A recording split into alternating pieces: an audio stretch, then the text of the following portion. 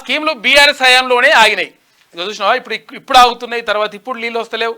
ఇప్పుడు అక్కడ బోర్లు ఏది తీరా ధారావత్ తండా దగ్గర బోర్లు ఎండిపోతే, బోర్లు పడకపోతే ఆ బోర్లు ఇప్పుడు ప్రభుత్వం వచ్చిన తర్వాత బోర్లు వేసినట్టుగా, ఆ తర్వాత అవే ఎండిపోయినట్టుగా వాటిని చూపించిండ్రు. అవి ఎప్పుడు వేసినట్టే ఎలక్షన్ జరిగేటప్పుడు, అంటే బీఆర్ఎస్ ప్రభుత్వం అధికారంలో ఉన్నప్పుడే ఆ బోర్లు వేసిండ్రు. దాన్ని తీసుకుపోయి కాకేం చేసిండు కేసీఆర్, మాజీ ముఖ్యమంత్రి కేసీఆర్ ఏం చేసిండు, అడిగి పోయి ఇక మొత్తం షో వేసేసి ఈ బోర్లను వేసేసిండ్రు. ఆ పంట ఎండిపోయింది కాబట్టి ఈ బోర్లను వేసినటువంటి ఆ పంటకు మేము 5 లక్షల రూపాయలు ఇవ్వండి అని చెప్పేసి ఇట్లా అయిపోయాడు. ఎవరికి వాళ్ళకు అక్కడ పక్కకు ఎర్రబెల్లి దాకర్రావు ఇట్లా. అయితే ఈ బోర్లు వేసిన ఆయన వేరే, అసలు ఆ పంట గురించి చేయలేడు, వేరే దాని ఏమంటారు అవసరాల గురించి చేసిండట.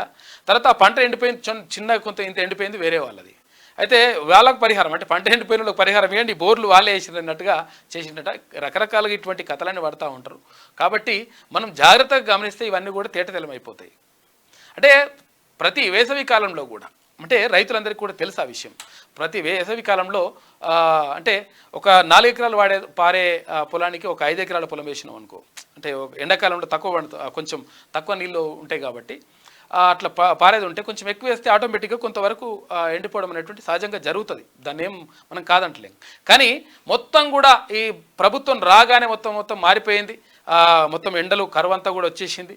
అయితే ఇప్పుడు వానాకాలం అయితే నువ్వు ఉన్నప్పుడే అయింది కదా, కేసీఆర్ ముఖ్యమంత్రిగా ఉన్నప్పుడే వానాకాలం అయింది. అంటే వానాకాలం ఉండే, ఎందుకంటే అప్పుడు జూన్ అంటే డిసెంబర్ కంటే ముందు. మరి అప్పుడే ఉన్నప్పుడు మరి వానలు పడలేదంటే దానికి కారణం ఎవరు? కాబట్టి మొత్తం కూడా ఇట్లా బురద జల్లేటువంటి ప్రయత్నం చేస్తూ ఉంటారు. కాబట్టి రకరకాలుగా ఇట్లా జరుగుతుంటాయి. దాన్ని తిప్పుకొట్టాల్సిన బాధ్యత కార్యకర్తల పైన ఉంది అని చెప్పేసి చెప్తా ఉన్నారు ముఖ్యమంత్రి. ఇక ఆ స్కీములు బీఆర్ఎస్ హయాంలోనే ఆగినాయి. రాష్ట్ర ప్రభుత్వ పథకాలపై ఇటీవల కేసీఆర్ చేసిన ఆరోపణలో ఒక్క నిజం కూడా లేదని, ఆ పథకాలన్నింటినీ గత బీఆర్ఎస్ సర్కార్ హయాంలోనే పక్కన పెట్టినట్లు ఉన్నతాధికారులు సీఎం రేవంత్ రెడ్డికి రిపోర్ట్ ఇచ్చిండ్రట. ఇగో ఇది పరిస్థితి. గొర్రెల స్కీమ్, బర్రెల స్కీమ్ అన్నీ కూడా అప్పుడే అయిపోయినాయి.